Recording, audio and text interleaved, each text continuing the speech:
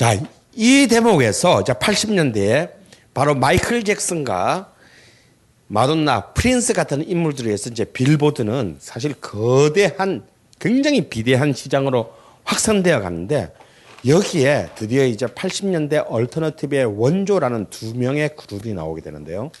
하나는 U2이고 하나는 REM입니다. 근데 사실은 U2의 음악은 여러분도 여기 U2 팬들이 많이 있으실 것 같은데 U2의 음악은 이런 펑크라든지 또 나중에 너바나나 뭐 펄잼류의 어떤 그런 얼터너티브 그 음악적으로 연결시키기에는 사실 굉장히 거리가 있는 음악이에요. 하지만 어떤 매체나 어떤 이론가들도 U2나 REM을 얼터너티브의 원조라고 부르는 데는 아무도 부인하지 않습니다. 그 이유가 뭘까?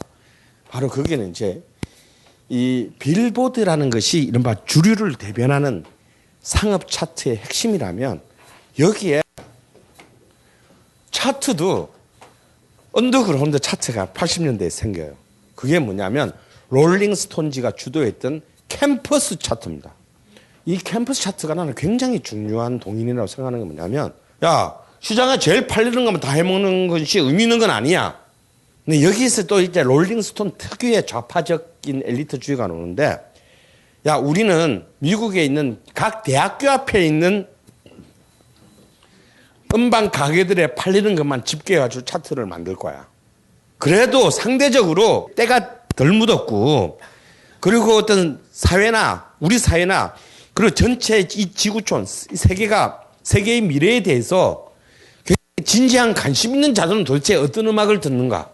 그래서 빌보드지에 대항해서 롤링스톤즈는 굉장히 파격적인 차트 기획을 해요. 이게 바로 캠퍼스 차트입니다. 근데 놀랍게도 캠퍼스 차트는 마이클 잭슨이 1위가 아니었어요.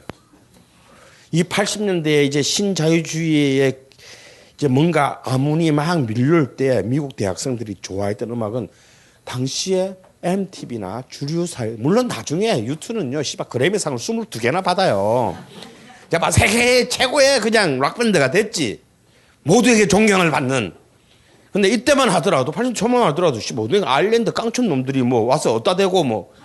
근데 이 아일랜드 출신의 U2하고 미국 출신의 REM의 공통점이 있다면 뭐냐면 얘들은 첫 번째, 쿼텟.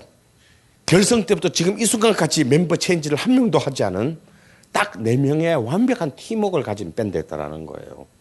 뭐 U2는 알다시피 보컬인 보노와 기타인 엣지 2명이 굉장히 중심이 되고 나머지 2 멤버가 딱 팀워크를 이루는 거라면 REM은요. 아예 4명이 그냥 한 몸이야.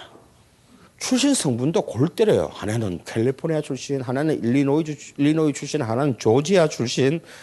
뭐 아주 그냥 각지 천지사방에서 다 모였는데 얘들은 곡을 만들 때도 한 놈이 쓰질 않아. 저작권도 뭐냐면 어느 누구도 한 명이 가지지 않아. 그럼 언제나 앨범에 어떻게 쓰여지냐면 All Songs by 빌리 벅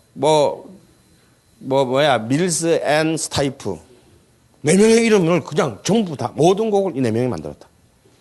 그러니까 당연히 돈도 똑같이 나누는 거지. 그러니까 이런 완벽한 팀워크를 30년째 해오고 있다는 거예요. 그러니까 이들은 이래서 이제 뭐냐면 원주라는 소리를 듣는 이유가 뭐냐면 사소한 그런 그 세속적인 이유들로 밴드의 위대한 가치를 훼손하지 않았다라는 점에서 U2와 REM은 굉장히 존경을 받는 거예요.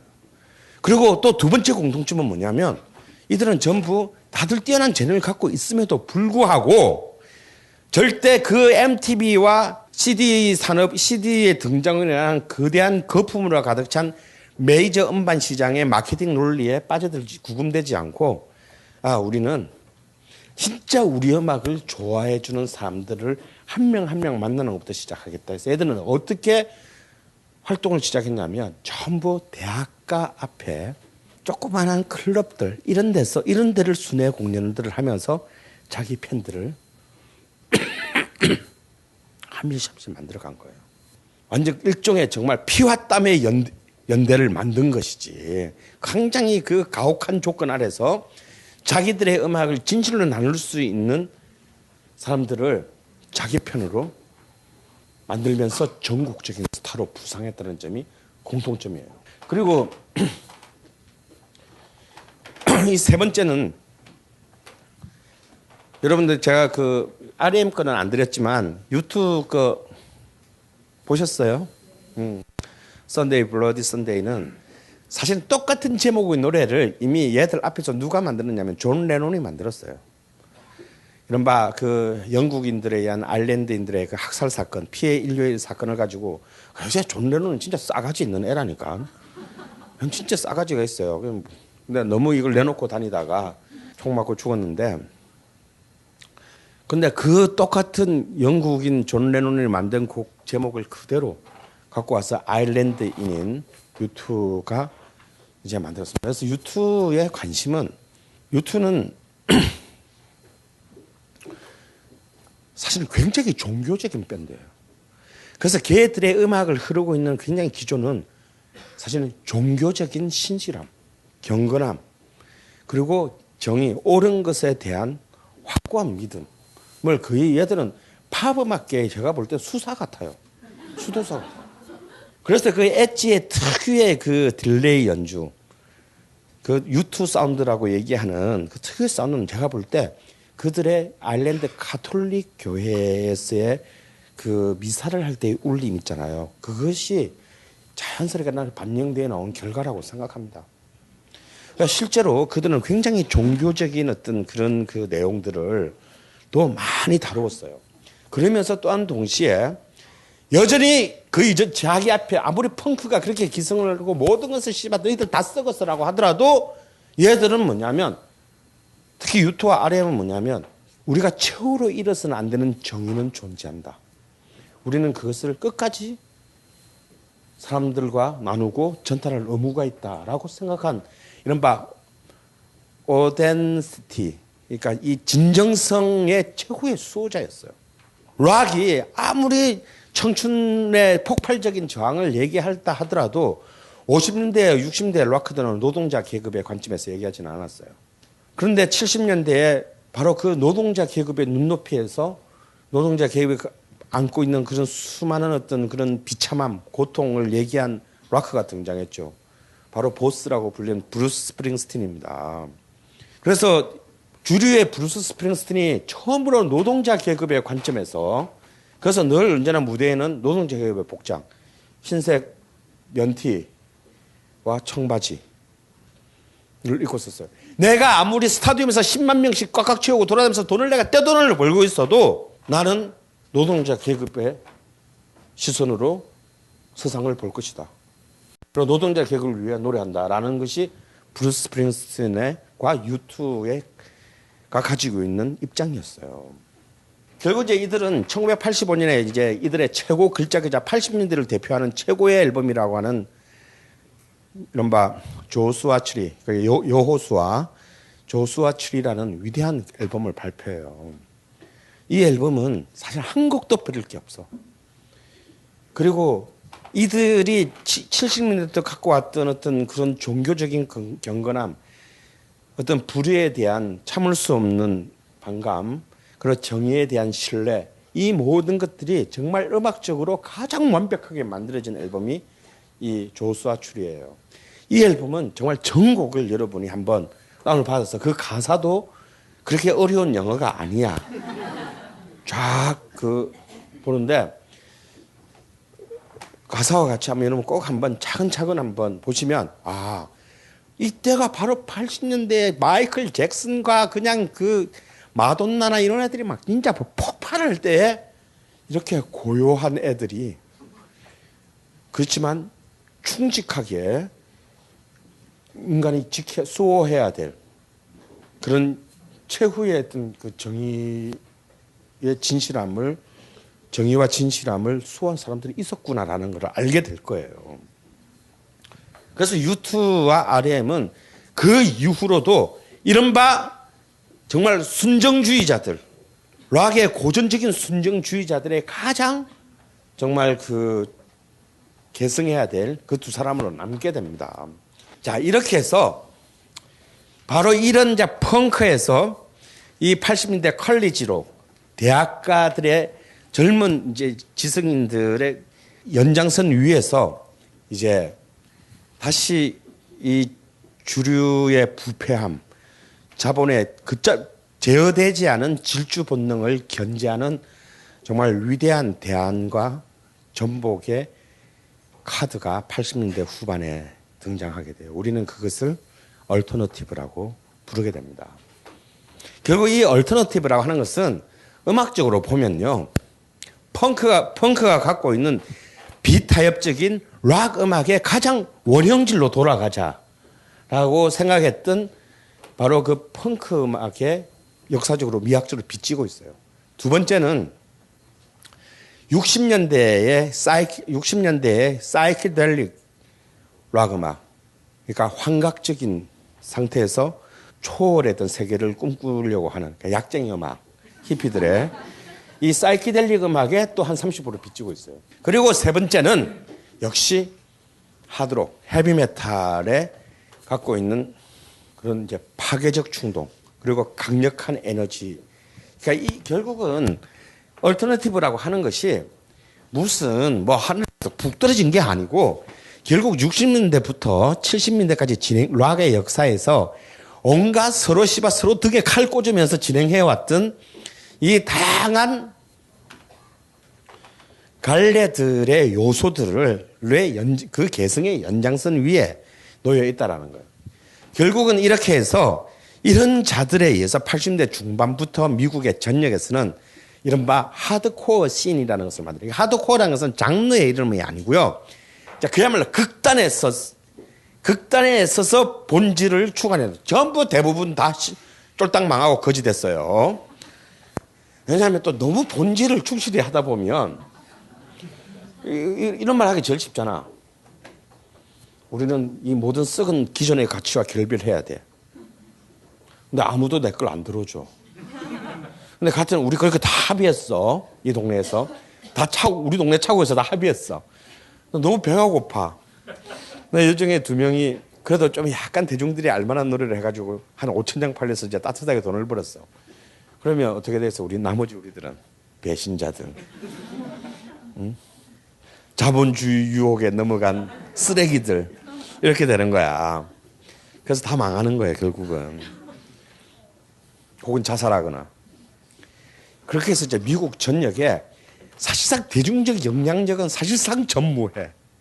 근데 나중에 이제 커트 코베인 형들 때문에 나중에 얘들이 조명되는 것이지, 뒤에 이른바 시애틀 그런지의 붐이 없었으면 얘들은 영원히 묻혀져 있을 텐데, 생각보다도 많은 또 U2, R.E.M 형들의 영향도 있고, 전역에 이런 정말 정통이라 자처하는 양아치 하드코어 씬이 전국에 깔리게 돼요. 그렇게 해서 이들에 의해서 이제 여러분들한테 익숙한 누가 얘들 판을 내주겠니? 메이저 레코드 회사 사장이라면 이거는 전부 다 악마 새끼들이라고 보는데 누가 얘들 판을 내주겠어? 그러니까 다 이제 막 동네에 막 옷집 하나는 아저씨 이런 애들이 이제 제작자가 되는 거고 막 형 500불만 줘봐. 그러면 우리 판 한 장 만들 수 있다니까 뭐 이러면서. 실제로 이렇게 해서 만드는 인디 레이블이 100만 장, 200만 장씩 파는 메이저 거대한 레이블로 성장한 게 뭐냐면, 갑자기 그 레이블 이름 생각난다. 왜 오프스프링이랑 그린데이를 낸 그 레이블 또 그렇게 $5,000로 시작한대요. 그런데 막 오프스프링하고 그린데이가 막 100만 장, 200만 장씩 팔면서 막 떼돈 벌었지. 근데 이런 인디 레이블들이 이때 80년대에 저 위에서는 몇 천만 달러 게임을 하고 있는데 여기는 몇 천 달러를 가지고 앨범을 10장씩 만들어내는 이제 그런 인디 레이블들이 어마어마하게 발생합니다. 사실은 그 중에 시애틀에 커트 커베인이 속해 있는 너바나도 있었던 거예요. 너바나의 첫 번째 앨범은 진짜 $600로 만들었어요. 그런데도 그 동네에서 그래도 그게 거의 한 5,000장인가 팔렸어. 이 5,000장 팔리다 보니까 뭐 이게 또 몇 개는 또 LA까지 넘어가고 뭐 그래서 야 LA에서도 야 니 거 들어봤어 막 이러면서 이제 어른 애들이 막 사인 좀 해줄래 막 이제 막 약한 상태에서 뭐 이런 애들 생기고 이제 그랬다는 거예요. 그리고 얘들의 이제 두 번째 근거지는 뭐냐? 자, 그 완전 씨발 깡촌에 있는 막 그 클럽들 막 많이 차봐야 50명 차면 막 꽉 차고 막 뭐 거기서 자기가 마치 레드 제플린이나 유투가 10만 명 앞에 두고 하는 그런 애 된 것처럼 막 온 가오는 다 잡으면 여러분 그 스쿨 오브 락이라는 영화 봤죠? 거기서 잭 블랙이 진짜 그 모든 것을 보여주지 않습니까? 막 응? 지가 막 완전 지가 그냥 뭐 지미 페이지야 그냥 그런데도 그 50명 앞에 두고 하는 애들 그 밴드 동네 밴드에서 해고되잖아. 그러다 막 자기들끼리는 막 너는 우리랑 음악 안 맞아 막 이러고 이제 또 자르고 막 이제 이런 것이 다 일어나는 데가 뭐냐? 클럽이다 이가. 정말 맥주 한 잔 먹고 연주 한 잔을 개런티로 그냥 클럽이에요. 그 다음이 이게 중요해. 매거진이 아니고 팬진. 그러니까 동네에 아무리 안에도 지팬이 한 5명이 있단 말이야. 그러니까 그 팬들이 진짜 PC로 쳐가지고 저거들끼리 오늘 우리가 좋아하는 이 밴드의 베이스 생일은 며칠 뭐 이런 거 있잖아. 일주일 뒤에 어디서 정모해요 이런 거 있잖아. 그걸 이제 매거진에 대항한다는 의미에서 팬진이라고 합니다. 동네에서 만든 거. 근데 이게 또 장난이 아니야. 이게 그래도 있잖아. 좀 동네에서 알려주면 이거 점점 이것도 이제 뭐 발간 부수가 막 500매 막 이렇게 이제 막 늘어나는 거지. 이런 이제 하드코어 신들이 미국 전역에서 개 난리를 블루스를 떨고 있는데 드디어 이제 이 본래 우리 옛말에 훌륭한 말 있잖아. 빵구가 찾으면 똥 산다고. 그리고 뭐가 바뀌려면 여러분 이거 혁명의 제일 원칙이야. 뭐가 바뀌려면 양뛰기가 돼야 돼. 양뛰기. 뭘 생산할 때 있잖아. 뭐 좋은 질을 이게 아니고 일단 양으로 많이 만들어져야 된다는 거야. 싸게 팔더라도 일단 막 양뛰기로 넘겨야 된다 이거야. 그러니까 양이 많아지다 보면 드디어 질적 전환의 역사적 계기가 옵니다. 그 순간적인 질적 비약이 뭐냐? 바로 시애틀. 그 정말 어쩌면 음악혁명의 도시라고 할 만한 시애틀에서 일어난다. 시애틀이라는 도시가 미국에서 굉장히 독특한 도시예요. 거기에 뭐가 있습니까? 보잉사가 있어요. 그리고 그 제일 유명한 마이크로소프트사가 있어요. 사실은 굉장히 화이트 컬러의 지금 뭐 이런 거 내가 가본 것 같지만 한 번도 가본 적은 없어. 근데 화이트 컬러 그리고 대도시 중에서 굉장히 평균 소득 수준이 굉장히 높은 도시고 백인 비율이 굉장히 높은 도시예요. 그런데 여기서 지미 핸드릭스가 나왔다는 건 참으로 재밌는 도시인 것이지.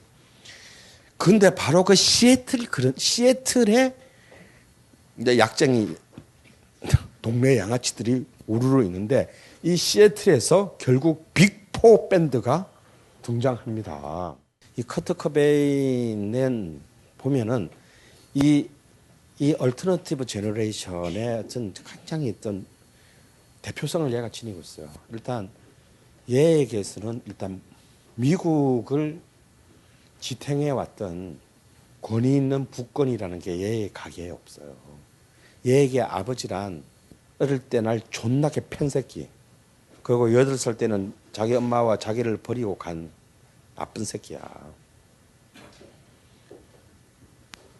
그래서 얘는 학교를 다닐 때도 늘 굉장히 이상한 삐딱한 행동들. 그렇다고 해서 걔가 무슨 큰 사고를 치고 그런 것도 못 돼. 근데 그냥 애들이 보기에는 그냥 좀 이상한 새끼. 절대로 학교 제대로 졸업 못할 새끼. 있잖아, 그런 애. 큰 사고는 치지 않은데 뭔가 늘 문제가 있는 애. 실제로 고등학교도 못 마칩니다. 그런 상태에서 그야말로 전형적으로 50년대의 10대가 바깥으로 모든 분노와 자기의 억압에 대한 분노를 바깥으로 터뜨린 세대들이라면 이 80년대 후반에 미국 백인 몰락한 바로 레이건노믹스에서 점점 더 하층 계급으로 전락하기 시작한 모든 결혼한 가정의 65%가 이혼을 하게 되는 그래서 결국은 상대적으로 대다수의 애들이 부권의 상실 내지는 부권에 대한 정오 속에서 성장하게 되는, 그래서 이제는 더 이상 외부로 자신의 억압을, 분노를 표현할 방법조차도 거세되어 버린, 그렇지만 내면은 극심한 혼란과 이른바 아웃 오브 오더, 내면의 질서가 붕괴하고 있는 바로 그런 세대의 굉장히 상징적인 대표성을 지닌 인물이 바로 커트 코베인인 거예요. 이들은 더 이상 있잖아요. 전통의 엘비스 프레슬리 씨부터 쭉 내려왔던 펑크 때까지 내려왔던 끝없이 내려왔던 공통적 가치가 하나 있었어요. 그게 뭐냐면 마초주의야. 뭔가 이 남자로서의 있던 와일드니스, 야만성, 내지는 어떤 나 락커야 이거는 아무리 직업끼리 서로 덕에 칼 꽂고 개 지랄을 해도 그 유전자는 계속해 왔어요. 근데 커트 코베인에 딱 이러게 되면 그 마초적 파괴주의가 보이지 않아요. 얘는 굉장히 샤이해. 그리고 저 좀 아파요. 관심 없어요. 네가 어떤 상처 속에 있는지 관심 없어. 내 상처를 쳐다보는 것도 짜증나 이제. 굉장히 독특한 캐릭터예요. 그런 게 The Smells Like Teen Spirit 같은 그런 뮤직비디오에도 굉장히 그런 이상한 허무함, 정철을 잃어버린, 내가 어디로 가야 되는지에 대한 아무런, 왜냐하면 펑크 애들은 그게 아무리 개 양아치처럼 굴어도 있었잖아요. 왜? 모든 내 눈앞에 보이는 건 전부 다 썩었어! 라는 게 있었잖아. 그러다 보니까 그러면 내 눈앞에 보이는 나는 다 썩었다 그랬으니까 나도 썩은 것이라고 해야겠지? 사라져야지. 이렇게 됐다면 이 세대들은 이 시애틀 그런지의 상징적인 대표주자인 커트 코베인에게 있어서는 그런 게 없어요. 그래서 역설적으로 이들의 음악과 커트 코베인의 이 캐릭터가, 이 퍼스널리티가 열광적인 이러한 어떤 그야말로 상처, 그러니까 분명히 다 상처가 있어. 근데 다만 외상이 없을 뿐이야. 다 멀쩡해 보이지만 사실은 속은 다 썩어 있다고. 이런 외상 없는 상처를 가진 이 80년대 후반 90대 초반의 미국의 젊은이들에게 이건 내 얘기다. 제가 하는 저는 왔다 갔다 하는 말은 내 얘기야 라는 동감을 자아냈고, 그래서 이것이 하나의 새로운 어떤 흐름을 만들어요. 그래서 그를 두고 한 말이 보이스 오브 보이스레스 제너레이션, 목소리 없는 세대의 목소리, 그들을 대변하는 목소리로 불리우게 한 거예요. 그런데 이런 너바나, 똑같은 시애틀 출신인데 너바나는 또 다른 시애틀 그런 얘기 쓴 게 바로 그게 펄잼이에요. 펄잼은 너무 건강해 애들이. 그래서 실제로 커트 코베인은 굉장히 죽기 직전까지 이 펄잼에 특히 그 리더 보컬인 에디 베더를 굉장히 많이 깠어요. 근데 왜 깠냐면 얘들은 U2랑 비슷해. 여전히 우리가 해야 될 일이, 착한 일이 많다. 우리 그래서 이 펄잼은요, 이렇게 특히 그 미국의 그 티켓 박스, 미국의 공연 시장, 우리로 치면 티켓 인터파크 있잖아. 폭리를 취하는 인터파크랑 굉장히 오랜 소송을 겁니다. 뮤지션의 권리를 뺏어가는. 우리 그래도 할 수 있는 일을 해야 돼. 아무리 세상이 바뀌진 않다 하더라도 우리 할 수 있는 일. 그런 착한 애들을 보는 너바나의 커트 코베인의 시선은 뭘 저런 걸 가지고 씹새끼들이 목숨을 거나. 응? 저 너무 토할 것 같아. 너무 자기가 정의로운 척하는 것 같아. 이런 것들을 끌리지만 어쨌거나 너바나하고는 너무 굉장히 다른 그런 어떤 음악적 내용이 펄잼 같은 밴드가 있는가 하면 아예 아까 그 얼터너티브의 많은 어떤 그 유전자 중에 하나인 메탈, 하드록 사운드를 기반으로 한 앨리스 인 체인스 같은 그런 또 그리고 이제 사운드 가든 이런 또 밴드들이 또 시애틀 안에 굉장히 다양한 어떤 그러니까 시애틀 그런지라고 해서 똑같은 어떤 음악적 표정을 가진 게 아니라 굉장히 다양한 어떤 목소리로 만들어졌기 때문에 이것은 하나의 음악 장르로 얘기할 수 없는 것이고, 그렇기 때문에 오히려 이 시애틀 그런지 나아가서 얼터너티브라고 하는 것이 어떤 뭔가의 음악적 형태로 특정화될 수 없다라는 점에서 그 이전에 조류와는 다른 굉장히 탄력적인 생명력을 가질 수 있다라는 거예요.